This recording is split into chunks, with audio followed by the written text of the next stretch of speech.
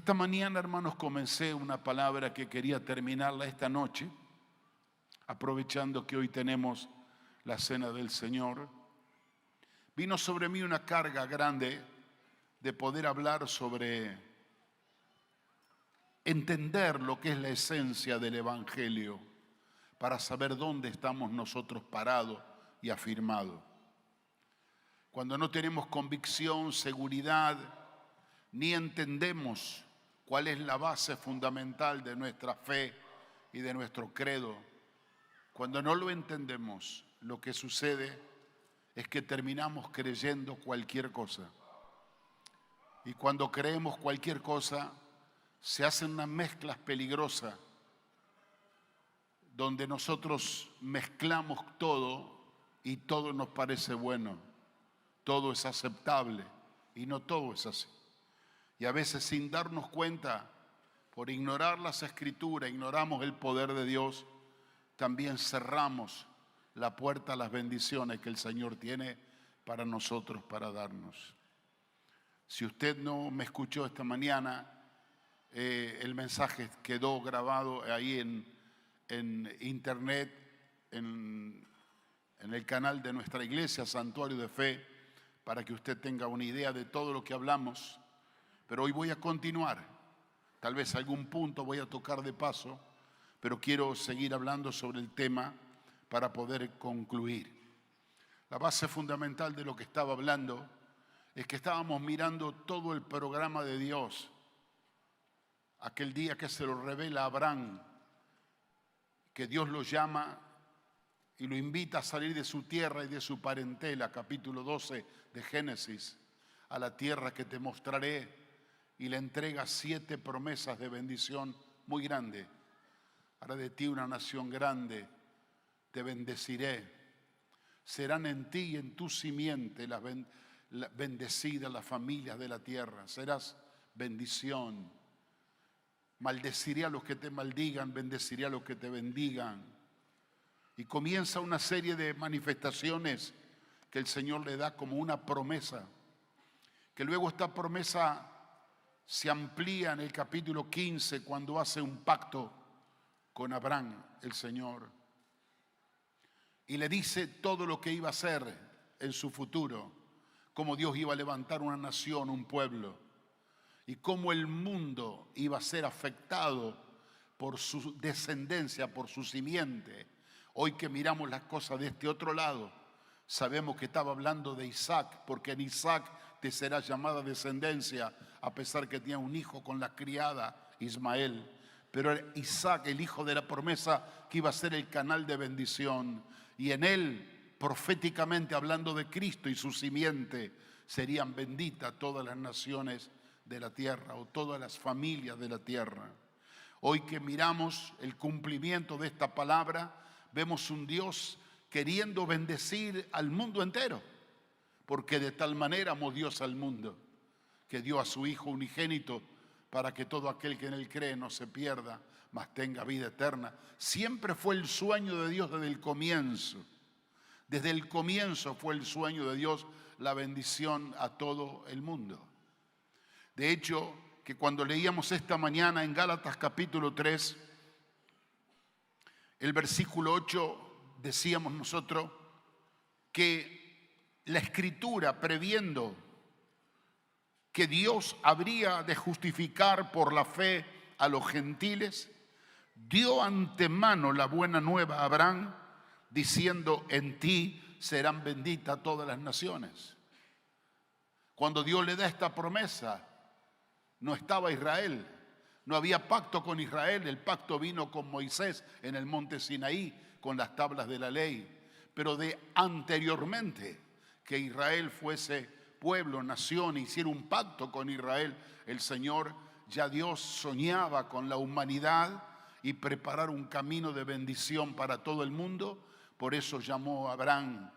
Por eso que Abraham tiene una doble figura: padre de un pueblo llamado Israel según la carne, pero también un padre de la fe de todos nosotros, por causa que por la fe Él se ha constituido en el canal de bendición también para nosotros en la antigüedad.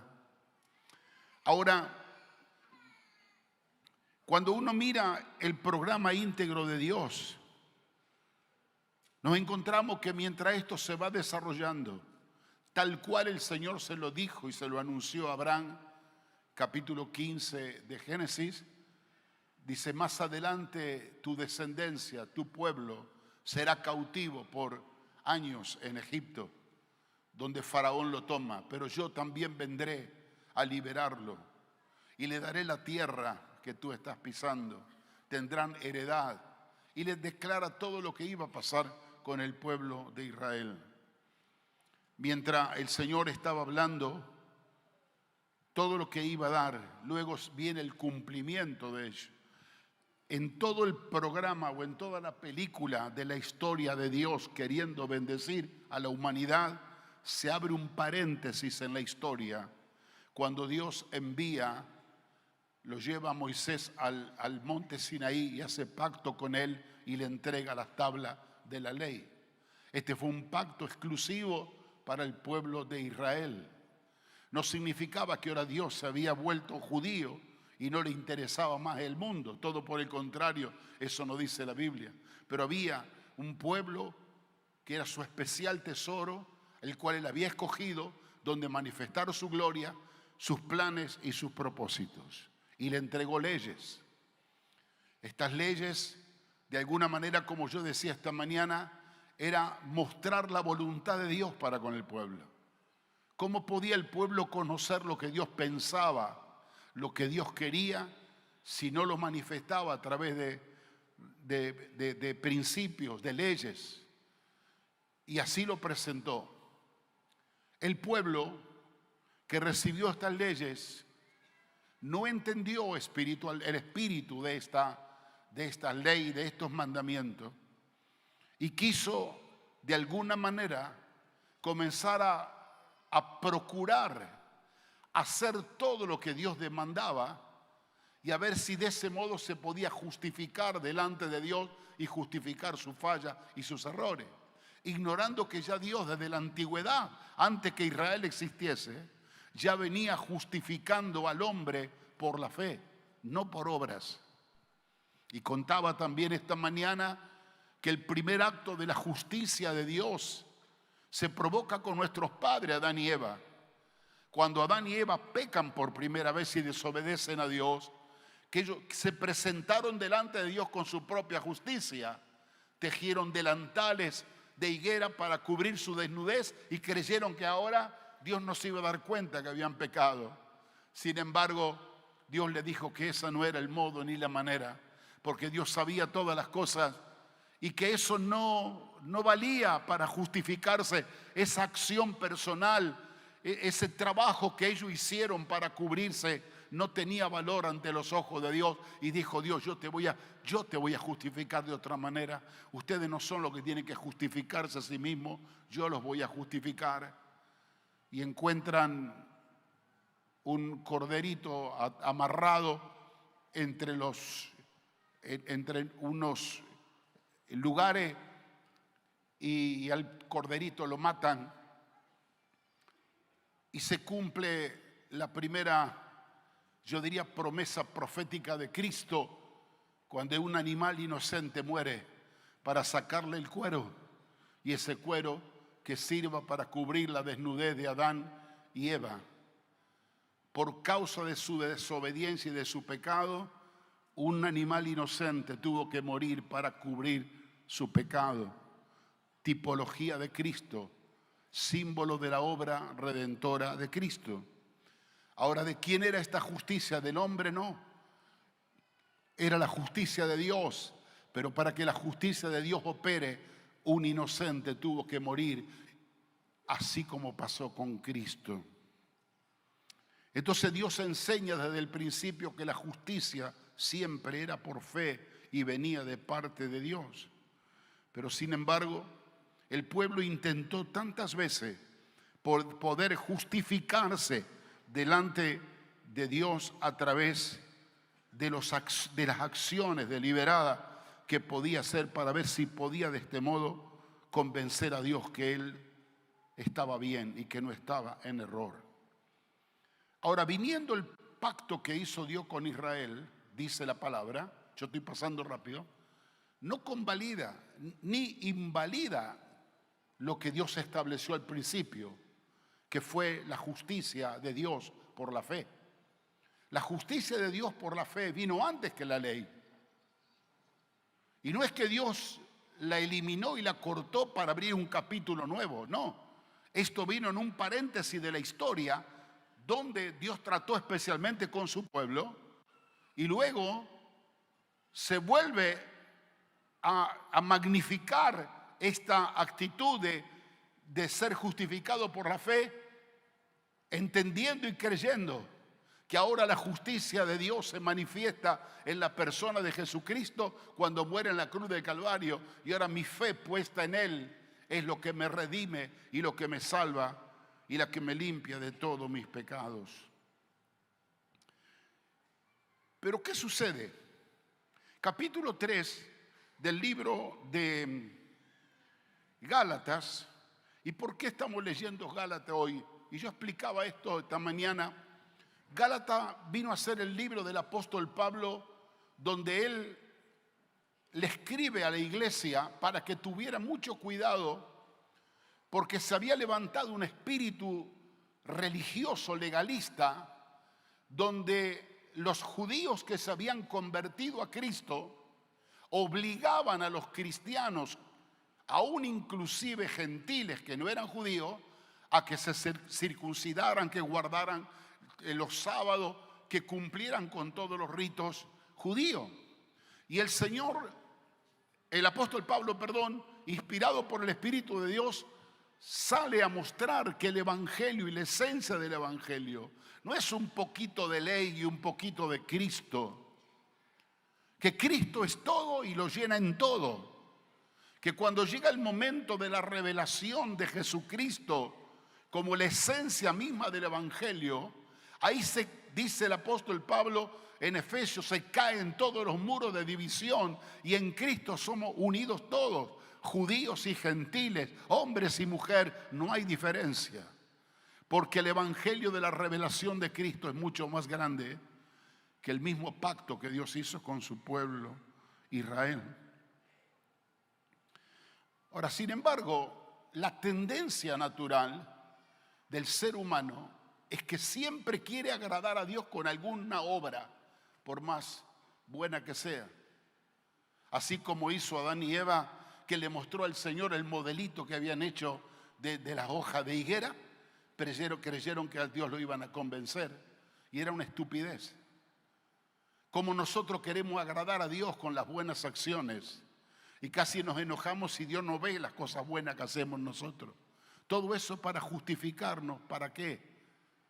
Porque cada vez que nos justificamos a nosotros dejamos de mirar la justicia de Dios, que es la que tiene que prevalecer, porque la justicia de Dios siempre nos va a apuntar a Cristo.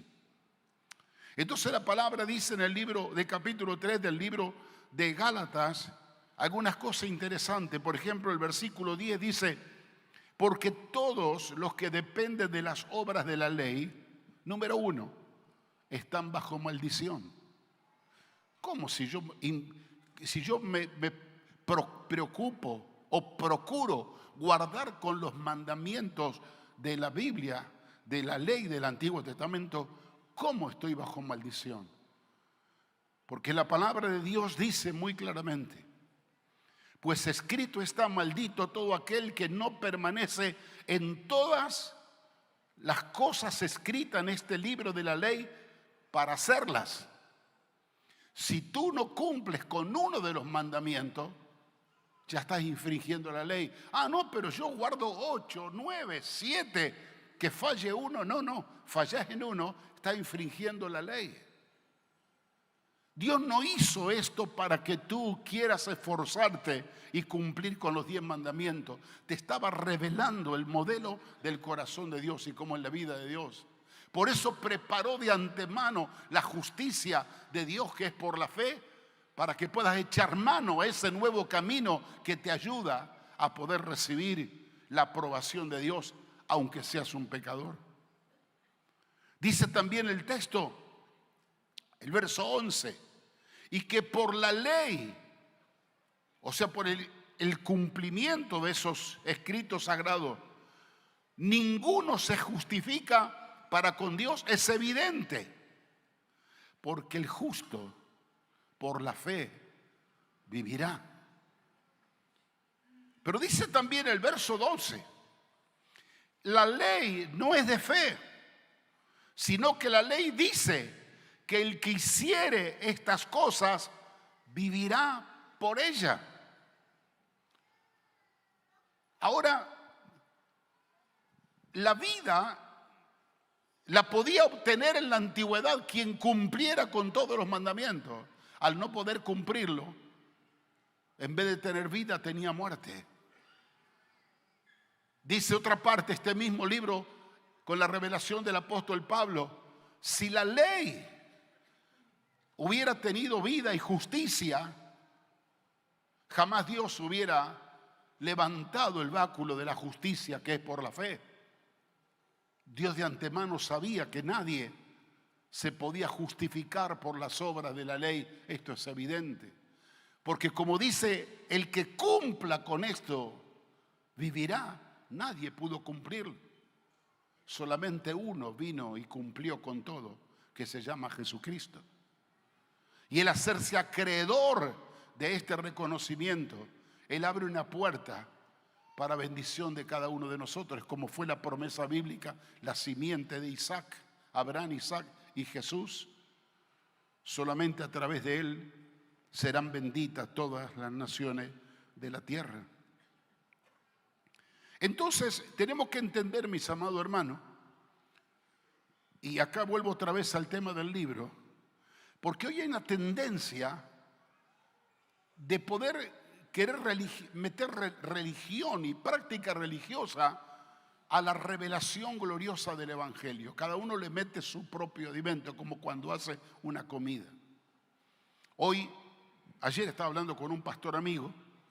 Estados Unidos es un problema enorme, que muchas iglesias que están insatisfechas, que la gente no camina en el poder de la gloria de Dios y del Espíritu Santo para encontrar argumentos que le ayuden a tener una mejor conciencia, se están volcando a las prácticas del judaísmo. Cosa que a los hebreos les molesta mucho, que usan sus elementos sagrados el que no es judío. Pero ellos creen que practicando la tradición judía, pueblo evangélico, van a tener mayor agrado ante los ojos de Dios. Así que tenemos un montón de pastores y de líderes que usan el kipá, que usan el manto, que guardan el sábado y hacen una mezcla que no saben la gente qué creer. Y cuanto más uno se vuelca a querer practicar o justificar con la tradición judía, nos estamos apartando de los principios sagrados de la gracia de Cristo. Porque la palabra es muy clara, que si todo esto hubiera sido así, que nosotros podríamos salvarnos a través de la obra de la ley, dice Pablo, en vano entonces murió Cristo. Estamos invalidando el sacrificio de Jesús si nosotros le damos el valor que más le corresponde a la ley. Ahora bien, dice la palabra que los que procuran agradar a Dios a través de la ley, primero están bajo maldición. Porque aquel que infringe algún principio de la ley está bajo maldición, porque no cumpla con la ley. Segundo, dijimos que por la obra de la ley nadie se puede justificar, porque la ley en sí misma no tiene vida. Tercero, no solo que ninguno se puede justificar, sino que siempre estará en deuda, porque aunque quiera gloriarse porque cumple con 2 o 3 o 4 de los mandamientos, siempre habrá un mandamiento que no cumple, y al infringir uno está infringiendo toda la ley. Versículo 21 dice que si la ley pudiera vivificar, La justicia entonces sería por la ley. Pero si Dios estableció que la justicia sea por la fe antes que la ley venga y ahora luego lo vuelve a retomar para la salvación en Cristo, es evidente que por la ley no podemos ser vivificados. Ahora viene la gran pregunta del millón. Si esto es así, ¿para qué vino la ley entonces? Una de las cosas que decíamos esta mañana, que primero la ley vino para darnos un marco de referencia, porque antes no había ley. Entonces uno podía matar y no tener cargo de conciencia. Pero cuando la ley dijo no matarás, y el hombre mató, ahí cayó bajo maldición, infringió la ley. En la antigüedad el hombre tenía casi un espíritu animal, tenía relación con quien quiera, hasta que vino la ley y habló que no tenía que amar la mujer de su prójimo ni codiciarla, y ahí el Señor puso parámetros. Ahí el Señor habló de no levantar falso testimonio, principios que son maravillosos, que por el Espíritu Santo el Señor nos lleva a practicar. Pero yo, si me obligo a guardarlo, no voy a tener la fuerza suficiente para poder hacerlo, porque nadie, ni en uno, se pudo justificar en la tierra, solamente Cristo a través de la ley. Entonces, ¿para qué sirvió la ley? Aparte de mostrar la voluntad de Dios, donde Dios marcó los límites referenciales. Lo dice claramente aquí la palabra del Señor y me gustaría que venga a leerlo conmigo, por favor. En el mismo capítulo 3 del libro de Gálatas, dice el versículo 22, versículo 21 arrancamos. Luego, ¿la ley es contraria a las promesas de Dios? En ninguna manera. Porque si la ley dada pudiera vivificar, la justicia fuera verdaderamente por la ley, lo que decíamos recién. Mas la Escritura, escucha esto que interesante, lo encerró todo bajo pecado, para que la promesa que es por la fe en Jesucristo fuese dada a los creyentes. ¿Qué está diciendo aquí la palabra? Que todo aquel que mira la ley como un modo para justificarse se va a encontrar siempre con un murallón que no puede avanzar, porque siempre se encontrará que hay algo que está infringiendo la ley y lo va a considerar una maldición y un pecador. Porque dice que Dios, a través de la Escritura, lo encerró todo bajo pecado. ¿Para qué? Para que al entender que todos estábamos en pecado, que todos fuimos destituidos de la gloria de Dios, como dice la palabra, surja otra vez la promesa que Dios dio en la antigüedad, que es por la fe en Jesucristo, que fue dada para los creyentes. Entonces, si Dios amó de tal manera al mundo que quería salvarlo, y la gente no entendió que con el cumplimiento de la ley no podía ser salvo, le preparó un camino nuevo y vivo a través de la revelación de Jesucristo. Y Jesús se presenta como el modelo perfecto, que como aquel primer corderito muere en nuestro lugar, derrama su sangre para expiar nuestros pecados. Y el Señor dice, bueno, ahora se manifiesta la justicia de la liberación de tus pecados, mirándolo a Él, quien murió por ti, mirándolo a Cristo. Como aquella serpiente que se levantó en el desierto por Moisés, cuando las mordeduras de la serpiente atacó al pueblo de Dios. Los que miraban a la serpiente en el mástil, figura de Cristo, quedaban sanos de esa picadura. Hoy la humanidad toda tiene un solo lugar para encontrar el remedio para su maldición y para su pecado. Es levantar los ojos a la cruz de Cristo, donde aquel que murió por nosotros por amor gratuitamente, derramó su sangre y su vida. Ahora, ¿qué tengo que hacer para alcanzar esa bendición? Fue Dios que prepara esta justicia divina. No soy yo el que me tengo que justificar. Él me justifica a través de Cristo. Yo solo tengo que mirarlo y creer que lo que Él ha hecho por mí es suficiente.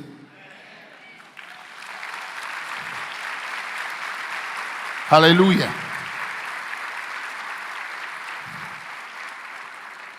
Dice la palabra, versículo 23. Pero antes que viniese la fe, estábamos confinados bajo la ley. Estábamos encerrados para aquella fe que iba a ser revelada. De manera que la ley ha sido nuestro ayo para llevarnos a Cristo a fin de que fuésemos justificados por la fe. Déjeme decirle algo antes de repetir el versículo 24. Dice la palabra que antes que viniese la fe, esa fe salvadora, esa fe que nos provoca a conocer lo que es la justicia de Dios que opera por la fe en Cristo, estábamos confinados, estábamos encerrados, estábamos bajo pecado. Es como que Dios espiritualmente lo metió a todos en una celda. ¿Cuál era esa celda? ¿Cuáles eran esos barrotes? La misma ley, que es buena por sus principios, pero incapaz de transformar y de cambiar las personas. Esa ley lo tenía a todos encerrados, porque nadie pudo practicar todo lo que Dios estableció. ¿Y por qué Dios lo tenía encerrado, lo tenía prisionero, lo tenía confinado? Para aquella fe que iba a ser manifestada. Cuando viene Cristo, detrás de Cristo viene la revelación. Y ahora la gente comienza a disfrutar y a gozar de verdadera libertad en Cristo, porque antes nadie podía justificarse delante de Dios por sus obras o por las obras de la ley o por cualquier religión que tuviera, pero ahora a partir de Cristo podía sí justificarse, porque era la justicia divina que Dios había establecido en Cristo Jesús. Ahora todo aquel que realmente quería ser salvo, lo único que tenía que hacer es la esencia del Evangelio: mirarlo a Cristo, aceptarlo por la fe, la obra que Él había hecho, y rendir su corazón a Él. Dice el versículo 22 en la parte final que hemos leído, que esta fe que fue manifestada era el cumplimiento de la promesa que es por la fe en Jesucristo, que le fue dada a los creyentes, a los que creen. Por eso esta mañana repetí reiteradas veces un texto hermoso del primer capítulo de Juan, cuando la palabra dice que Cristo a los suyos vino. ¿Quién eran los suyos? Porque Jesús era el Mesías que venía al cumplimiento de Dios. Pero los suyos no le recibieron. Lo rechazaron, lo expulsaron. No creyeron que era el Hijo de Dios que venía a redimirlo. Pero la misma palabra dice, pero aquellos que le recibieron, aquellos que creen en su nombre, porque es por la fe, no es por obra. No dice la palabra que si tú lo recibiste y crees en Él, tenés que cumplir otros 10 o 20 mandamientos. No, solo aquellos que creen y que lo reciben, Él le da el derecho y la potestad, la autoridad de ser llamados hijos de Dios. ¡Qué belleza! Somos hijos de Dios no por lo que hacemos, por lo que hizo Cristo. Somos hijos de Dios no por lo que hacemos, sino por lo que creemos. Si tú crees que tus buenas acciones y tu religiosidad te hará un hijo de Dios, estás equivocado. Tienes que seguir mirando a Cristo, aquel que hizo todo por ti. Bendito sea el Señor. Dice el verso 24 que leímos. Es interesante esto. De manera que la ley, que es buena, pero que de alguna manera su rigidez nos obligó a depender de una salvación divina que el Padre operó a través de Cristo. Dice que la ley establecida desde el principio vino a ser nuestro ayo. ¿Qué es el ayo? El ayo en la antigüedad era la persona que ponían al cuidado de un heredero mientras era niño. Lo cuidaba, lo preservaba, lo ayudaba a estudiar hasta que alcance la madurez. Ese ayo dice que vino a ser la ley, nuestro ayo para conducirnos hasta Cristo. Y cuando fuimos conducidos hasta Cristo, ahí en Cristo fuimos justificados por la fe, dice el verso 24. De manera que la ley ha sido nuestro ayo para llevarnos a Cristo a fin de que fuésemos justificados por la fe. Y ahora que la fe es ejercitada, ahora que Cristo es revelado por la fe, ahora que conocemos la verdad y la revelación de Dios, que vino la fe a nuestro corazón, ya no estamos más bajo ayo. Ya la ley no cumple sin un valor secundario, porque ahora no tenemos las leyes escritas en tabla de la ley.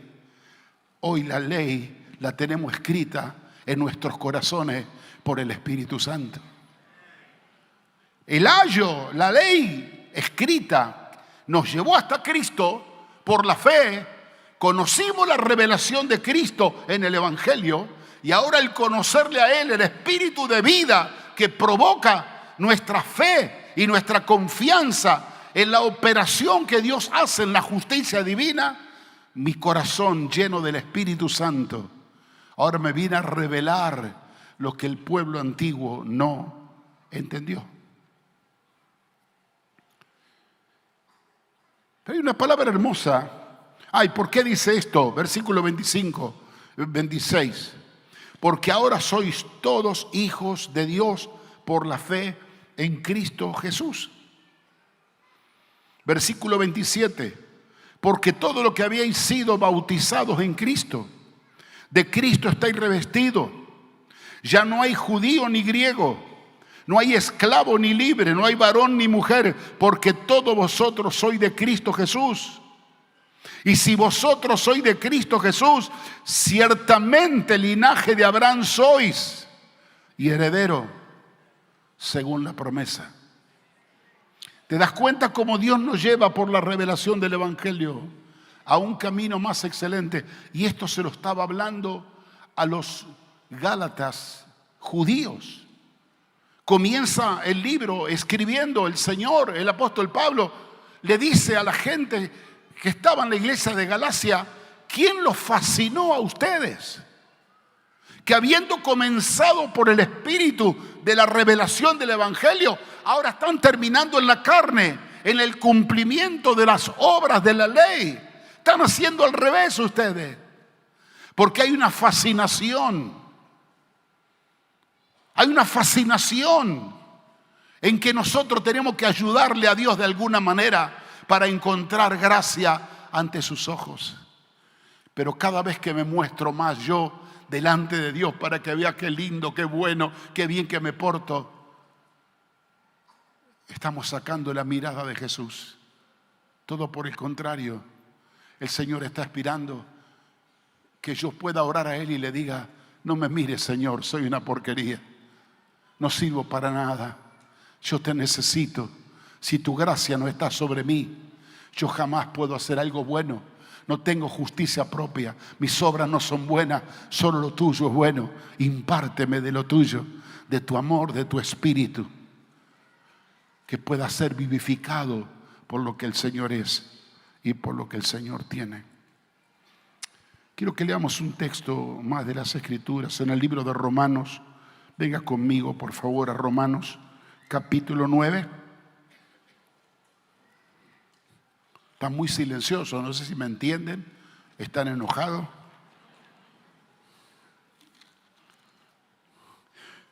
Romanos 9. Dice el versículo, mire qué interesante, escuche con atención. Si usted no tiene Biblia, escúchelo por favor. Romanos 9:6. No que la palabra de Dios haya fallado, porque no todos los que descienden de Israel son israelitas. Ni por ser descendiente de Abraham son todos hijos, sino que en Isaac te será llamada descendencia, dice la revelación del apóstol Pablo. Esto es, no los que son hijos según la carne son los hijos de Dios, sino que los que son hijos según la promesa son todos contados como descendientes. Ay, hermano.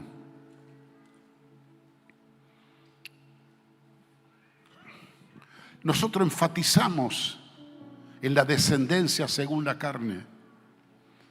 Y lo que resalta el apóstol Pablo, que no es hijo solo el que es de la carne, es hijo también aquel que es de la promesa, que es contado como descendiente. Y Abraham tenía un hijo llamado Ismael, que nació según la carne. Dice el libro de Gálatas, esta es la figura del pueblo judío que está con la ley, pertenece a la Jerusalén terrenal. Pero después de haber tenido el hijo y creyó que ya la promesa estaba cumplida, estaba equivocado Abraham.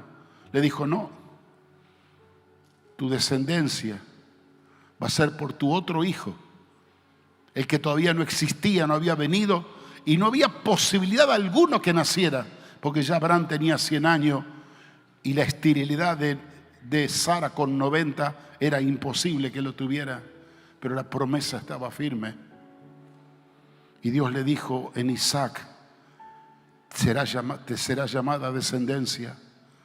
En Isaac y en su simiente serán benditas las familias del mundo, de la tierra.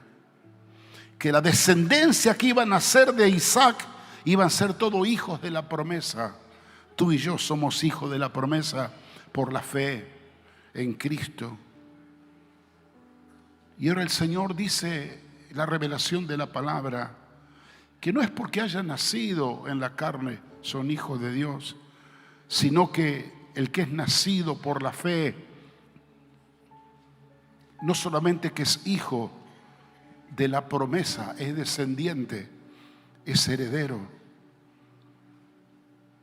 Y es aquel que está llevando la marca del programa y del plan de Dios hacia adelante. Yo al mirar esta palabra, hermanos, le agradecí al Señor, porque esto es una advertencia para no caer en peligro que caemos nosotros. Que estamos muy expuestos a beber de cualquier fuente y de comer de cualquier plato de comida. Gracias. Que hoy a través de este aparato, nuestro teléfono, podemos introducirnos en la amistad, en la intimidad de mucha gente que habla y que predica y enseña lo que quiere. Y nosotros, como habla de Dios, es cosa buena y lo comemos. Y estamos alimentándonos de algo que mañana puede torcer no solamente los principios de la palabra de Dios, te va a matar tu fe. Te va a querer ser como los Gálatas, volver atrás y a cumplir con los mandamientos, creyendo que ahora la fe no sirve, que Cristo no sirve, que lo que vale es que yo cumpla con los mandamientos de Dios, y como nunca lo vas a poder cumplir, eso dice la palabra, permanecerás en condenación y en pecado. Por eso la gente no son libres. Hay una fascinación en muchas corrientes religiosas. Hoy lo que nosotros no debemos bajar nuestra mirada de Cristo. Él es el único y suficiente Salvador, no hay otro. Es el único que puede perdonar todos nuestros pecados. Y no solamente Cristo encarna el amor de Dios que envió a su Hijo en la cruz para morir, lo que encarna Cristo es la justicia de Dios que es por la fe. Porque el gran amor de Dios vio que nosotros no podíamos justificarnos a nosotros mismos y dijo, basta ya. Le dijo a su hijo, anda vos en nuestro lugar. Porque nadie puede cumplir con nuestras demandas. Y vino Cristo y las cumplió todas y terminó preparando la justicia divina que es por la fe, muriendo en nuestro lugar. Porque esa cruz era para ti y para mí. Esa sangre derramada era para ti y para mí por causa del pecado. Pero el gran amor de Cristo dijo, no, Padre, voy yo en lugar de ellos. A Él le tocó la muerte y a nosotros nos tocó la vida eterna. Por eso el gran privilegio que tenemos como hijo de Dios, aquellos que miramos por la fe a Jesucristo, tenemos el camino nuevo y vivo abierto para ir a la gloriosa presencia de Dios. El camino al cielo no es la práctica religiosa ni el cumplimiento de los mandamientos que jamás podremos cumplirlo a todos. Es rendir nuestra vida y nuestro corazón a aquel que murió por nosotros, aquel que tomó nuestro lugar y aquel que manifestó y encarnó la justicia de Dios, que es por la fe en su muerte. Con esto no desmerecemos la ley, todo por el contrario, entendemos la justicia, los principios y el modelo perfecto de Dios. Pero yo también entiendo lo que dice la Escritura, que Él no me lo dio eso a mí para que yo lo cumpla religiosamente, porque si no, en vano hubiera muerto Cristo. Entonces, ¿qué es lo que tenemos que hacer? Número uno, no dejemos de mirar a Jesús jamás. No dejemos de mirar las Escrituras, porque ellas nos conducirán al camino correcto. Otra cosa, no comas cualquier cosa. No te arrodilles a beber cualquier fuente, porque puede haber fuente contaminada. ¿Te acuerdas cuando Eliseo tenían hambre los hijos de los profetas y iban a cortar verduras y la tiraban?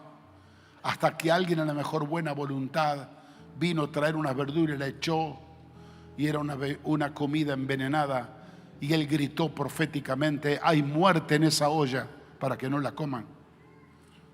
A veces no nos damos cuenta, pero estamos comiendo comida de muerte, que no nos dan vida en el espíritu, nos matan, aunque parece que sea buena. Aunque parece que sea buena, comida de muerte. Pero hoy lo que tiene que prevalecer y sobresalir en nosotros es la vida y la obra de Cristo. Es lo único que a nosotros nos va a ayudar a llegar a nuestro destino final y al cumplimiento de todo el plan y la promesa de Dios para nuestra vida. Quiero decirte que para el cielo no hay primera, ni segunda, ni clase turística. Uno solo es el camino, uno solo es la verdad, una sola es la vida. Se llama Jesucristo. No hay otro. Sea gentil, sea judío, sea pagano, sea hombre, sea mujer, sea esclavo, sea libre, todos tenemos que pasar por aquella puerta que dijo, yo soy la puerta, el que por mí entrare será salvo. Se llama Jesucristo, al cual te presento en esta noche. Toda la gloria sea para nuestro Dios. Si usted me permite, por favor, mientras adoramos a Dios por un minuto, yo quiero orar una sencilla oración. Le voy a pedir rápidamente que los hermanos vayan a buscar sus fuentes para servir la cena del Señor. Y luego de la administración de la cena, queremos hacer un llamado para orar por toda la gente en su necesidad. Pero antes de adorar a Dios, quiero que incline su rostro donde está. Y queremos orar. Padre, queremos agradecerte en esta hermosa noche por estar juntos, por sentarnos alrededor de tu palabra. Tu palabra es la que vivifica. Tu palabra es espíritu y es verdad. Tu palabra es todo lo que yo necesito. Tu palabra es la revelación, es la luz que ilumina nuestro camino. para que el enemigo no nos confunda con cuestiones tradicionales, llevándonos a un evangelio mediocre, sin fuerza, sin vida, sin poder. Te pido que esta palabra les sea clara aún hasta a mis hermanos y amigos nuevos que por primera vez nos escuchan por radio, televisión o por internet, para que conociendo la verdad los haga libre.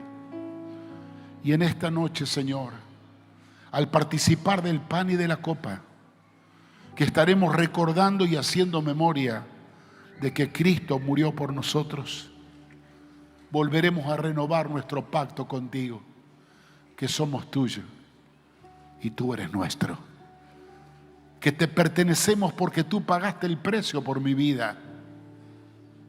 Gracias, Señor, porque no hay nada ni nadie que nos podrá apartar del amor de Dios que es en Cristo Jesús, Señor nuestro.